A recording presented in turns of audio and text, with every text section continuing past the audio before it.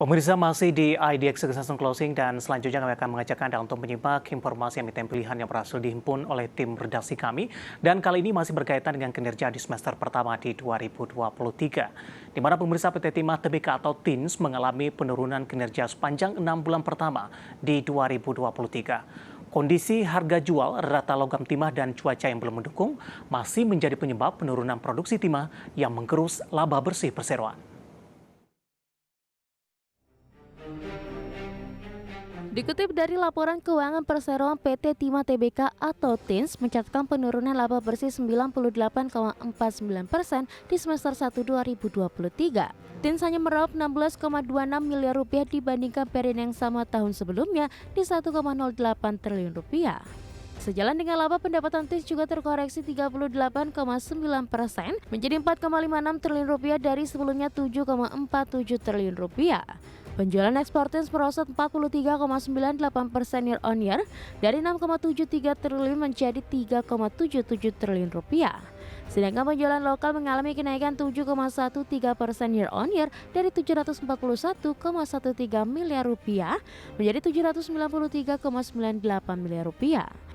Penjualan logam timah TINS hingga Juni 2023 mencapai 3,34 triliun rupiah, turun 43,48% year on year. Penjualan logam timah ini berkontribusi 73,08% terhadap total pendapatan TINS di semester 1 tahun 2023. Sementara dalam laporan operasional perseroan, produksi biji timah mengalami penurunan 22% ke 7.755 ton dari 9.901 ton di semester 1 2022. Produksi logam timah TINS ikut turun 8% year on year dari 8.805 metrik ton menjadi 8.100 metrik ton. Direktur Keuangan dan Manajemen Risiko PT Timah Tbk, Vina Eliani mengatakan, kondisi harga jual rata logam timah dan cuaca yang belum mendukung masih menjadi penyebab penurunan produksi timah yang menggerus laba bersih perseroan. Berbagai sumber, IDX Channel. Ya, pemirsa, dari perkembangan fundamental TINS, selanjutnya kita akan coba lihat bagaimana pergerakan teknikal dari saham TINS di sepanjang perdagangan hari ini, beberapa bulan terakhir, dan juga dari sisi valuasi. Langsung saja kita ke grafis yang pertama, pemirsa. Kita akan coba lihat bagaimana pergerakan saham TINS di sepanjang perdagangan hari ini. Dapat Anda saksikan juga grafis di layar televisi Anda, pemirsa.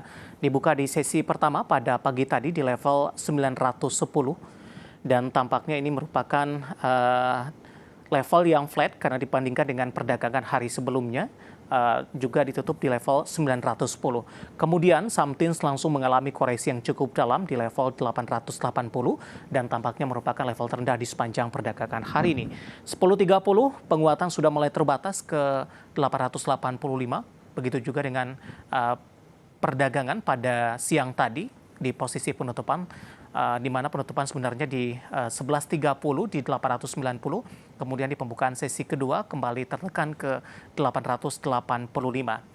Secara intraday-nya terendah di 880, tertinggi hari ini di 910 di posisi pembukaan sesi pertama pada pagi tadi. Artinya di sepanjang perdagangan hari ini saham TINS lebih cenderung mengalami pelemahan. Kita beralih ke grafis selanjutnya, pergerakan saham TINS dalam beberapa bulan terakhir. Dapat Anda saksikan juga grafis di layar televisi Anda, pemirsa. Di perdagangan April masih bergerak di level seribuan, tepatnya di 1025. Kemudian perdagangan Mei di 1005, ini tepatnya di 2 Mei, dan perdagangan di Juni ini mengalami koreksi yang cukup dalam di 885. Bahkan intraday-nya sempat terendah di 880 sama dengan intraday perdagangan hari ini. Di Juli di 905, di 1 Agustus masih bergerak di kisaran 900-an, tepatnya di 925. Namun setelah menyentuh level 925, saham TINS kembali tertekan, terutama di sepanjang perdagangan Agustus, kembali berada di level 800-an, pemirsa. Nah, bagaimana dari sisi valuasi, apakah masih menarik atau tidak? Kita beralih ke grafis selanjutnya, kita akan coba lihat dari posisi price to earning ratio-nya. Sangat tinggi sekali, pemirsa, di 203,74 kali, sementara PSR-nya di 0,73 kali, dan PBV-nya di 0,99 kali, dan PCFR-nya di kisaran 5,64 kali.